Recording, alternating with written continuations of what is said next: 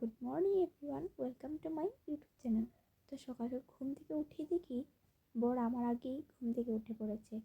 আর আজ সকালে চাটা ওই আমাকে দিয়েছে, মানে ওই চাইটা বানিয়েছে। তারপর চাটা খেয়ে রান্না করে গিয়ে বাসনপত্রগুলো সব ধুয়ে ফেললাম। তারপরে এই ঠান্ডা রোদ্রে গেলাম, একটু প্রচণ্ড ঠান্ডা লাগছিল। তারপর আজ বরের জন্য স্পেশাল কিছু রান্না করেছি। ডাল আর চাল দিয়ে শুকনো করে খিচুড়ি, ডিমের অমলেট, ফুলকপি ভাজা আর বাঁধাকপি শাক। ও তো খেয়ে খুব মজা পেয়েছে, ওর এটা খুব ভালো লেগেছে। তারপর দুজনে মিলেই খেয়ে নিলাম। খেয়ে দিয়ে ভাবলাম আজ যেহেতু রবিবার, তাই বরের মাথায় একটু তেল দিয়ে দিই। ওকে মাথায় তেল দিয়ে আমি স্নানে চলে গেলাম।